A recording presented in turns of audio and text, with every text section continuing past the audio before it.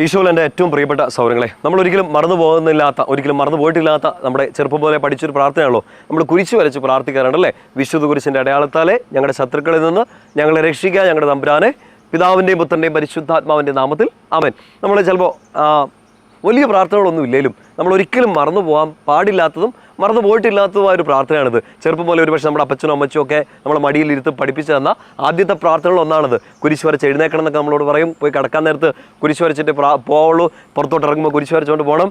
അപ്പോൾ അത് നമ്മൾ കാലങ്ങളായിട്ട് നമ്മുടെ ചെറുപ്പം മുതലേ നമ്മൾ പ്രാർത്ഥിച്ചുകൊണ്ടിരുന്ന ഒരു പ്രാർത്ഥനയാണ്. വളരെ വലിയൊരു കാര്യം ഈ ഒരു കുരിശുവര പ്രാർത്ഥനയുടെ ഇടയിൽ നമ്മൾ ശ്രദ്ധിക്കേണ്ടതുണ്ട്. നമുക്കറിയാലോ, ഈശോ രക്ഷ നേടിത്തന്നത് ഈ കുരിശിലാണ്. കുരിശാണ് രക്ഷ, കുരിശിലാണ് രക്ഷ, കുരിശയെ നമിച്ചിടുന്നു എന്നൊക്കെ നമ്മൾ പ്രാർത്ഥിക്കാറുണ്ട്. കുരിശിൻ്റെ വഴിയുടെ പ്രാർത്ഥനയുടെ ഓരോ സ്ഥലങ്ങളിൽ ചെല്ലുമ്പോഴത്തേനും നമ്മളിങ്ങനെ പ്രാർത്ഥിക്കാറില്ലേ, ഈശോയെ ഞങ്ങളങ്ങ് കുമ്പിട്ട് ആരാധിക്കുന്നു.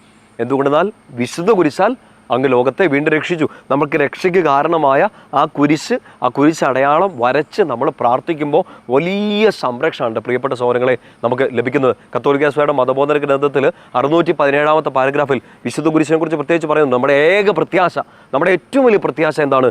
ഈശോ രക്ഷ സാധിച്ചു തന്ന ഈ കുരിശാണ്. ആ കുരിശടയാളം വരച്ച് പ്രാർത്ഥിക്കണം. ചിലപ്പോൾ നമ്മൾ ഈ ഒത്തിരി പ്രാർത്ഥനകളൊക്കെ പഠിച്ചതുകൊണ്ടും ഒത്തിരി രീതിയിൽ പ്രാർത്ഥിക്കാൻ അറിയാവുന്നതുകൊണ്ടും ഈ വലിയ ശക്തിയുള്ള ഈ വലിയ സംരക്ഷണ പ്രാർത്ഥന ചിലപ്പോൾ ബൈപ്പാസ് ചെയ്ത് പോകാറുണ്ട്, ചിലപ്പോൾ മറന്നു പോകാറുണ്ട്, ചിലപ്പോൾ ശ്രദ്ധയില്ലാതെ ഒരു 2 വര എന്നൊക്കെ രീതിയിൽ പെട്ടെന്ന് അങ്ങ് മറന്നു പോകാറുണ്ട്.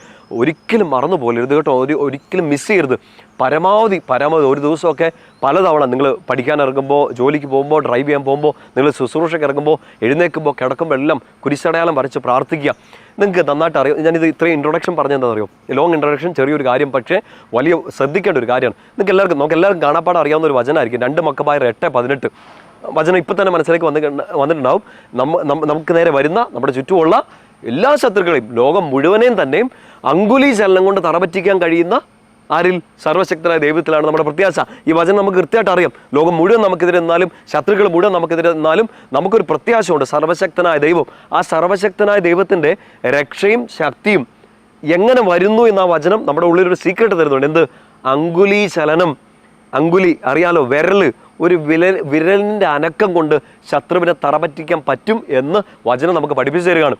ഇംഗ്ലീഷ് ബൈബിൾ നമ്മൾ കാണും, വിത്ത് എ സിംഗിൾ നോഡ്, ചെറിയൊരു അനക്കം കൊണ്ട് ശത്രുവിനെ തറപറ്റിക്കാൻ പറ്റും. ഇത് ഈ കുരിശടയാളം വരയ്ക്കുന്ന പ്രാർത്ഥനയായിട്ടൊന്ന് ചേർത്ത് ചിന്തിക്കണം.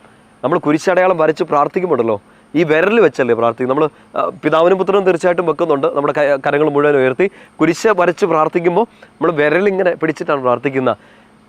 ബൈ എ സിംഗിൾ നോഡ്, ഒരു അങ്കുലി ചലനം, വിരലനക്കം കൊണ്ട് ശത്രുവിനെ തറപറ്റിക്കാൻ പറ്റുന്ന ഒരു പ്രാർത്ഥനയാണത്.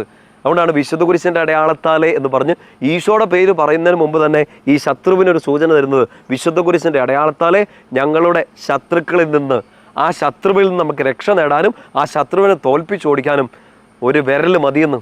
സർവശക്തൻ്റെ വിരലാണ് നമ്മുടെ കയ്യിലോട്ട് നിന്ന് കുരിശടയാളം വരയ്ക്കുമ്പോൾ ഈ കുഞ്ഞു വിരൽ സർവശക്തൻ്റെ ആയുധമായിട്ട് മാറാണ്. നമ്മൾ ആ വിരലിനെ കുരിശടയാളമാക്കി മാറ്റുകയാണ്.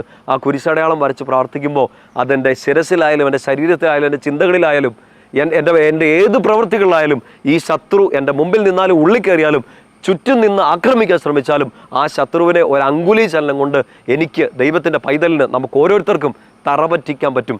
2 മക്കബായർ 8:18 വചനം ഇനി പ്രാർത്ഥിക്കുമ്പോൾ ഒന്ന് കുരിശടയാളം കൂടെ വരച്ച് പ്രാർത്ഥിക്കണം. ഇന്ന് ഈ വചനം കേട്ട് കഴിഞ്ഞ ഉടനെ ഉണ്ടല്ലോ 2 കാര്യങ്ങൾ ചെയ്യുക. ഒന്ന്, 2 മക്കബായർ 8:18 ഒത്തിരി പേർ കാണാപ്പാടാൻ അറിയായിരിക്കും. ആ വചനം ഒരു 2-3 തവണ ഒന്ന് ആവർത്തിച്ച് പ്രാർത്ഥിക്കുക.